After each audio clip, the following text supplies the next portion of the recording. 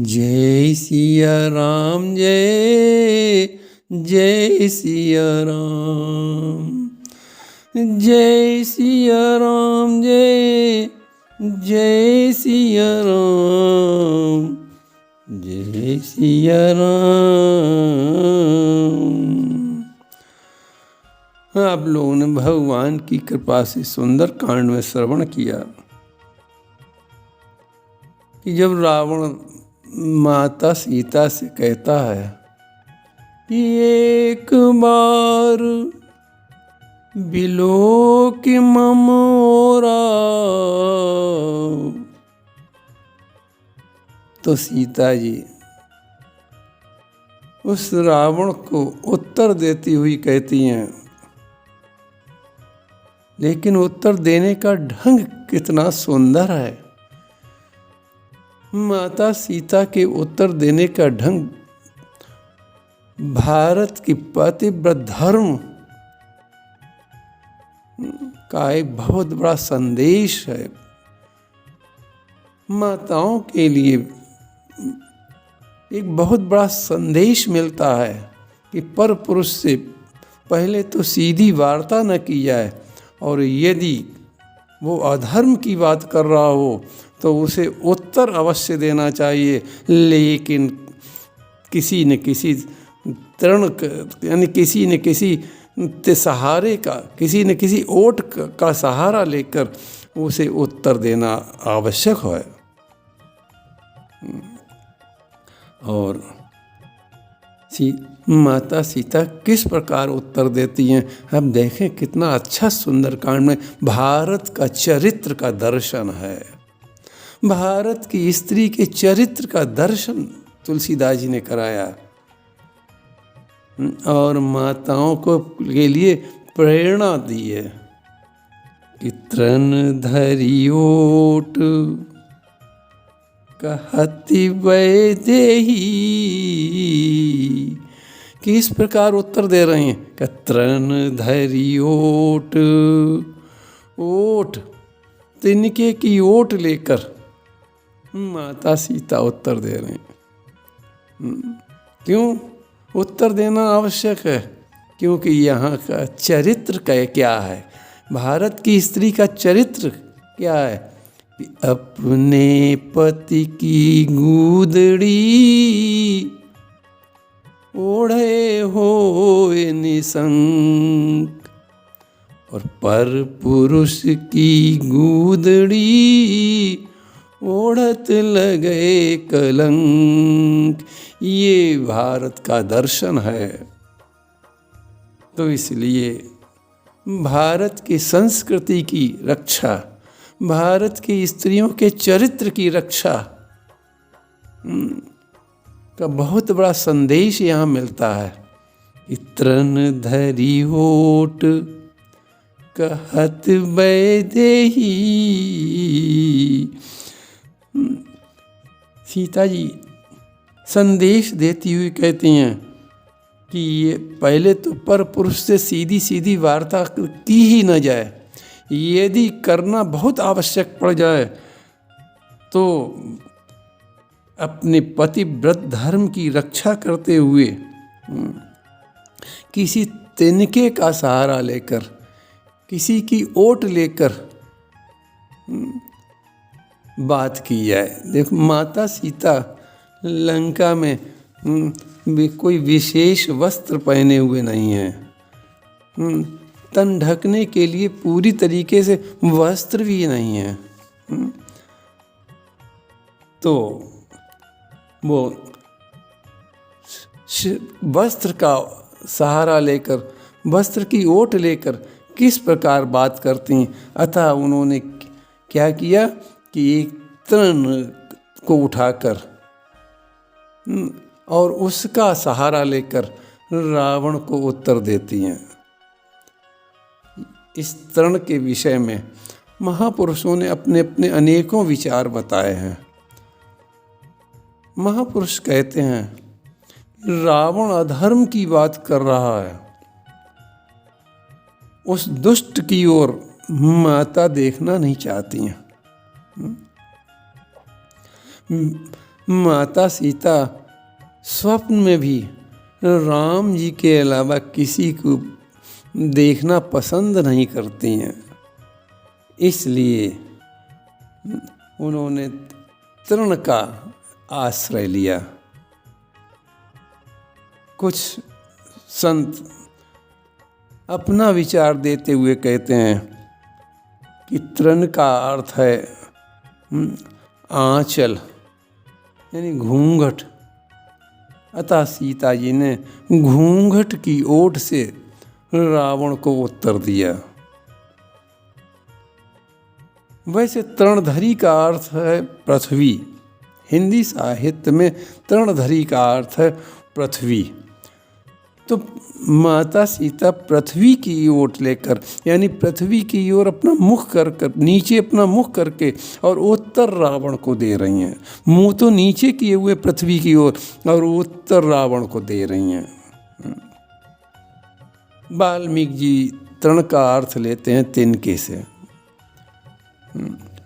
वे कहते हैं, वाल्मीकि जी कहते हैं अपने ग्रंथ में कि सीता जी तिनके को सामने रखकर कहती हैं, अरे रावण तेरा ऐश्वर्य और जो तू रानियों को साथ लेकर मुझे उनकी सौंदर्यता को दिखाने के लिए लाया है, ये तो मेरे लिए तिनके के समान तुच्छ हैं और ये थोड़ी देर में ही नष्ट होने वाली है। सब तेरा वैभव थोड़ी देर का है, ये सारा वैभव तेरा नष्ट हो जाएगा। तो कुछ संत तृणधरी ओट का भाव बताते हुए कहते हैं कि सीता जी कहती हैं, अरे रावण मैं तो उस अयोध्या नरेश महाराज दशरथ की बहू हूँ जिन्होंने अपने सुंदर शरीर वैभवशाली सुंदर शरीर को वह तिनके के समान छोड़ दिया राम जी के वियोग में। बिछुरत दीन दयाल राम जी से जैसे ही बिछो हुआ महाराज दशरथ अपने शरीर को तिनके के समान त्याग कर रहे हैं। तुलसीदास जी लिख रहे हैं कि बिछुरत दीन दयाल प्रियतन तृण एव परिहर्यौ। रावण सीता जी कहते, रावण मैं उस लक्ष्मण की भाभी हूँ जिसने अयोध्या जैसे साम्राज्य को तिनके के समान छोड़ दिया राम जी के लिए। राम बिलो की बंधु कर जोरे देह गेह सब सन तृण तोरे, सब सन तृण तोरे। तो कुछ संत तृणधरी ओट का कहत वैदेही का भाव बताते हुए कहते हैं कि सीता जी कहती हैं, मैं उस विदेही राज की कन्या हूँ जिसका ऐश्वर्य की चर्चा तो स्वर्ग लोक के देवता भी करते हैं।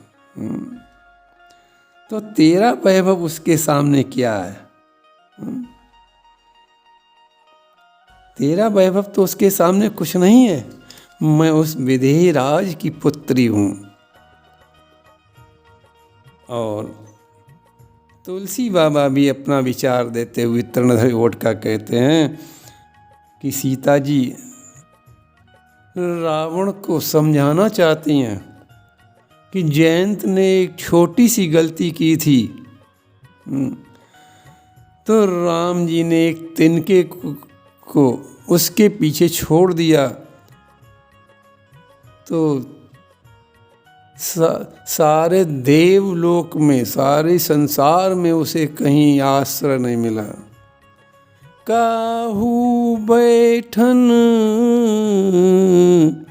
कहा न होही, राखी को सकै राम कर द्रोही।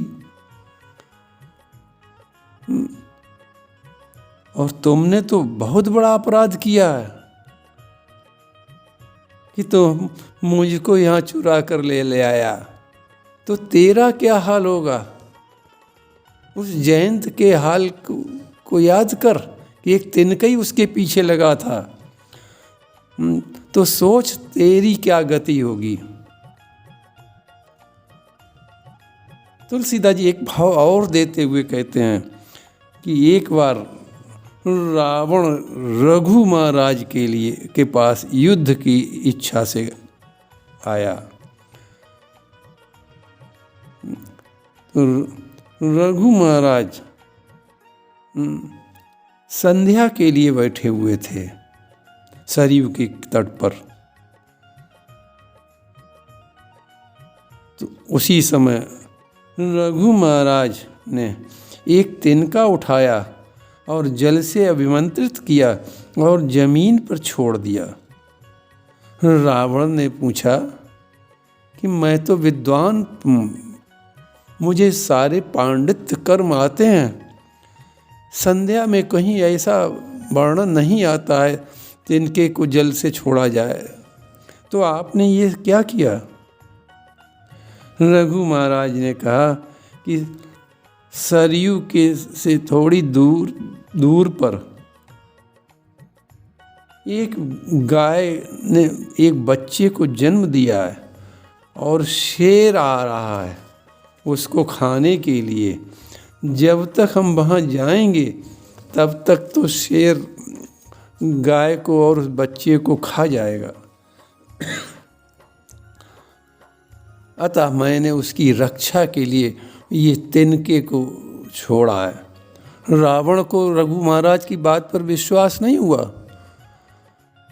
वो वहाँ देखने के लिए गया तो देखता क्या है, शेर मरा हुआ पड़ा हुआ है।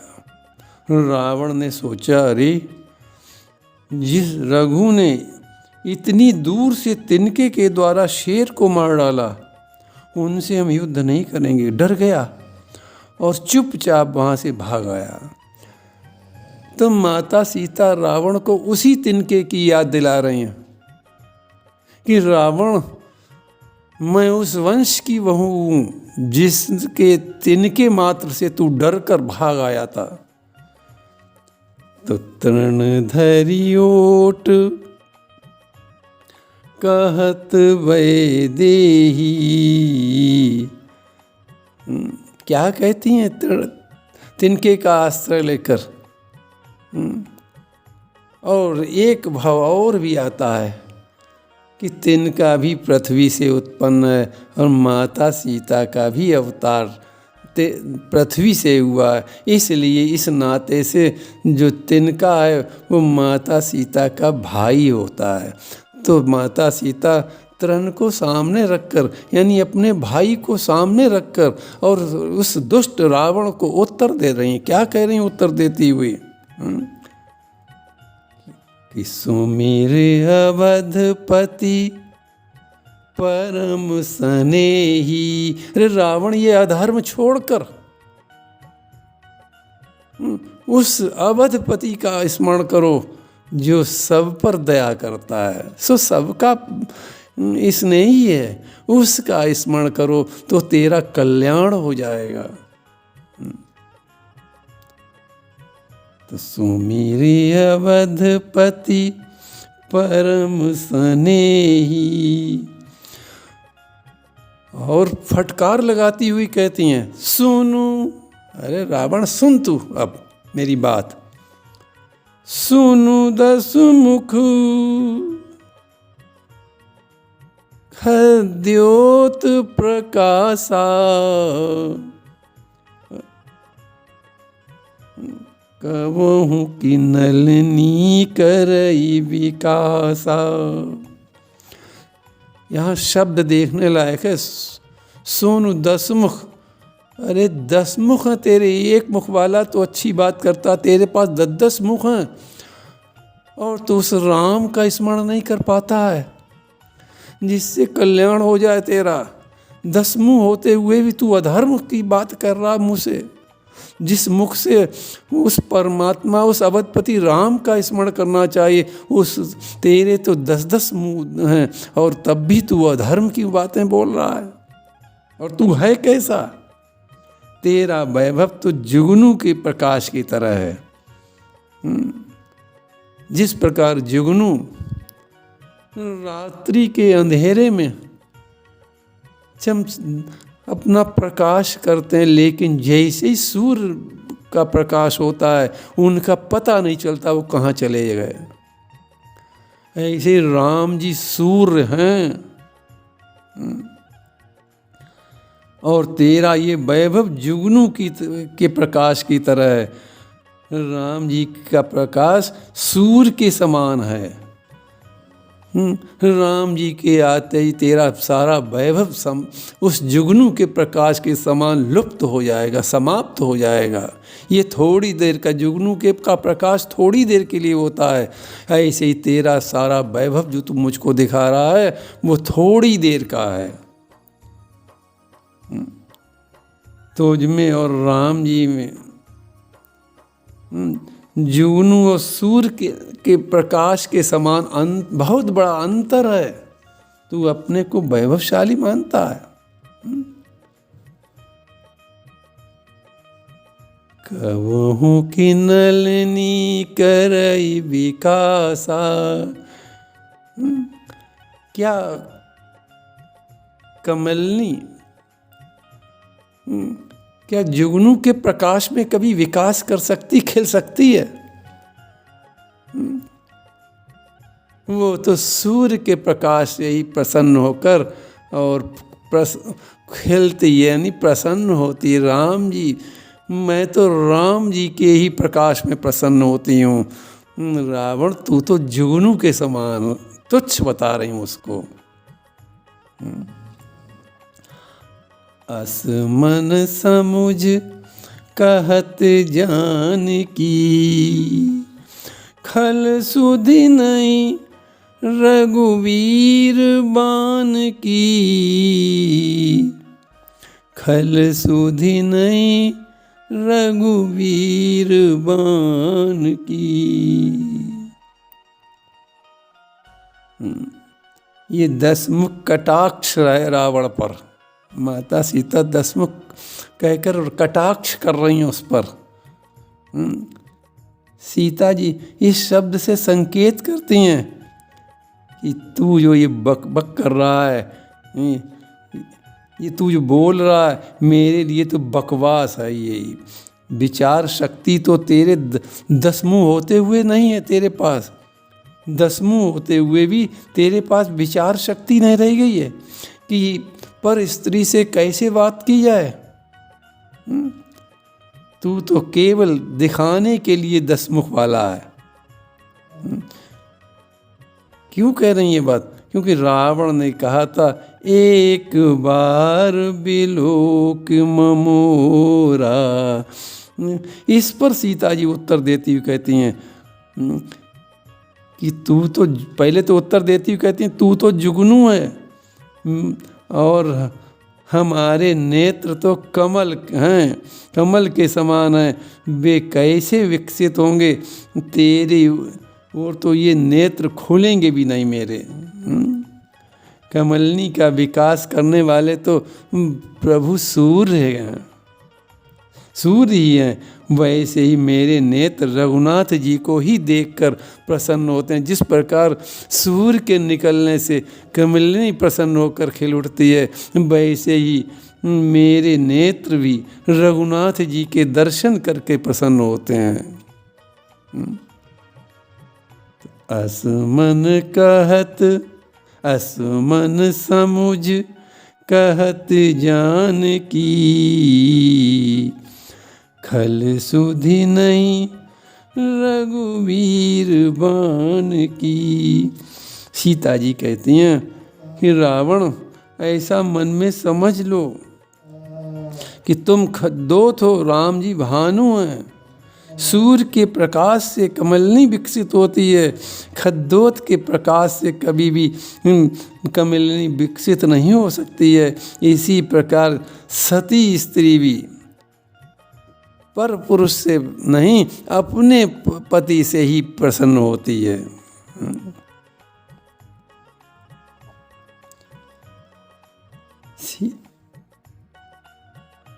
असमन कहत असमन समुझ कहत जान की। और क्या कहते हैं कि खल सुधि नहीं रघुवीर बान की। रावण, तुझे प्रभु के उन बाणों की सुधि नहीं है जिन बाणों ने खरदूषण जैसे बलशाली का वध कर दिया, 14,000 सैनिकों का वध कर दिया। जिन प्रभु के न होने पर भी तू उनके आ जाने के भय से कुत्ते की तरह डरता हुआ मेरे पास आया था।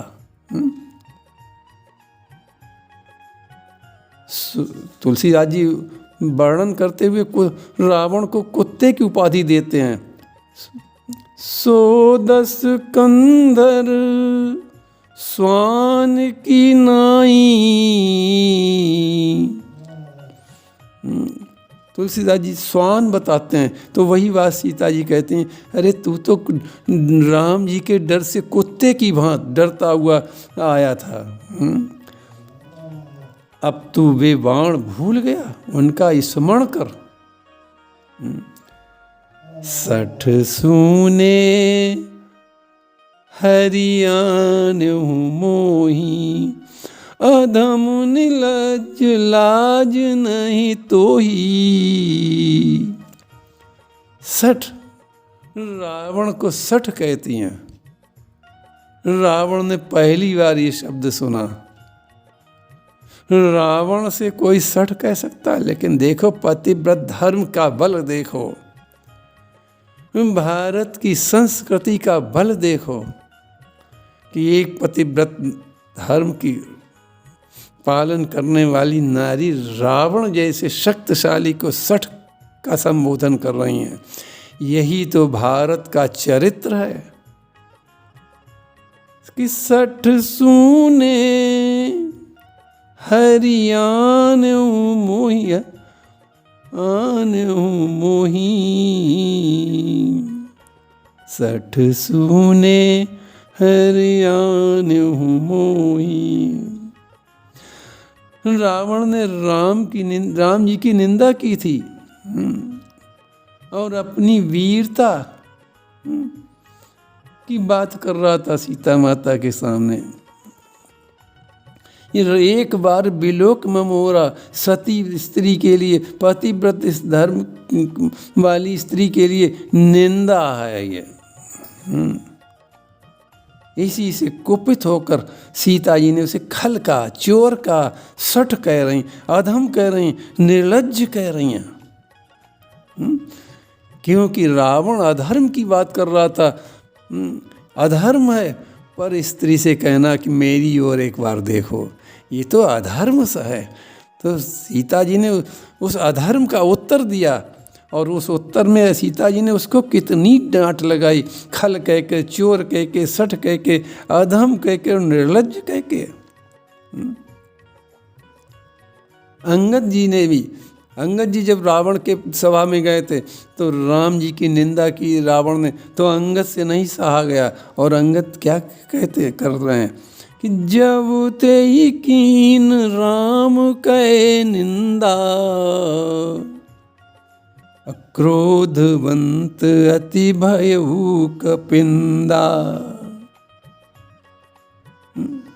और क्या कहते हैं, रे त्रिय चोर। अंगद जी भी कह रहे हैं रावण को चोर। रे त्रिय चोर कुमारग गामी, खलमल राशि मंदमति कामी। आज सीता जी फटकार लगा नहीं। 60 अधम निर्लज, 60 सूने हरियान मोही। अधम निर्लज लाज नहीं तोई। अधम निर्लज्ज लाज नहीं तो ही।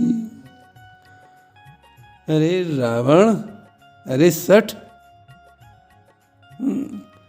राम जी के न होने पर सूनी कुटी पाकर तू मुझे हर लाया। तेरा जीवन तभी तक है जब तक सूर्य का उदय नहीं हो रहा है, तभी तक तेरा जीवन और तेरा ये वैभव है। और अधम निर्लज्ज कहती हुई कहती हैं कि साधारण पतिव्रता भी रावण के समान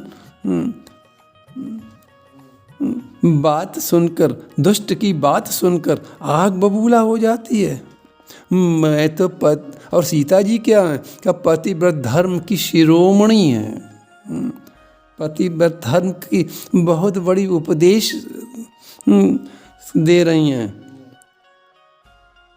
तू पुरुषार्थ की बात कर रहा है, तू बड़ी बड़ी बातें कर रहा है, प्रशंसा कर रहा है, पर मेरी चोरी करने में तुझे लाज नहीं आई। और आज भी वैसा ही निर्लज्ज होके बात कर रहा मुझसे। तू बड़ा निर्लज्ज है, तुझको लज्जा नहीं आती। तू अपने पांडित्य की बात करता, तू अपने ज्ञान की बात करता है, लेकिन तुझको इतना भी ज्ञान नहीं कि पर स्त्री से कैसे बात की जाए। आपो ही सुन खद्योत सम, राम ही भानु समान। पुरुष परुष बचन सुनि काढ़ियस, बोलाति खिसियान। आपु ही सुनु खद्योत सम। देखो इस प्रसंग में 2 बार सुन शब्द आया है, कारण जानकी ने भी 2 वचन कहे थे, इसलिए 2 बार सुन शब्द का प्रयोग तुलसीदास जी कर रहे हैं। पहले क्या कहा था कि सुनु दसु मुख खद्योत प्रकाशा, और दूसरी बार सुन शब्द का प्रयोग कर रहे हैं, 60 सुने हरियाण मोई। 60 सुने अधम निर्लज्ज लाज नहीं तोई। रावण को जब इस तरह माता सीता ने कड़ी फटकार लगाई, अधम निर्लज्ज सठ, ऐसा अपमानित किया वचनों से, और रावण को जुगनू बताया और राम जी को भानु के समान बताया, ये सुनकर रावण तिलमिला गया एकदम। रावण ने तलवार निकाल ली, उत्तर कुछ उसको देती नहीं बना तो खिसिया गया, और खिसियाकर क्या वो कहता, रावण तो अपनी प्रशंसा सुनना चाहता था, लेकिन प्रशंसा की बजाय माता सीता ने तो उसका इतना अपमान कर दिया, इतना उसको नीच निर्लज्ज आदि शब्दों से अपमानित किया। रावण तो हमेशा अपनी प्रशंसा सुनने का आदी रहा है, लेकिन आज अपमान सुनकर वो खिसिया गया एकदम। और क्या कहता है, उसने तलवार निकाल ली, सीता तय मम कृत अपमाना, कठियों तव सिर कठिन कृपाना, नाहित सपद मानु मम बानी, सुमुखी होत न जीवन हानि, सीता तय मम कृत अपमाना। रावण कहता, सीता तुमने मेरा बहुत अपमान किया, रावण का अपमान होने दें। आज का प्रसंग यहीं विश्राम होता है। एक दुष्ट का अपमान ऐसे ही होना ही चाहिए। यहाँ संदेश मिलता है कि माताओं को दुष्टता देखकर, पर पुरुष की दुष्टता देखकर चुप नहीं रहना चाहिए, उन्हें उत्तर अवश्य देना चाहिए। बस प्रसंग विश्राम होता है। सीताराम जय सीताराम, सीताराम जय सीताराम।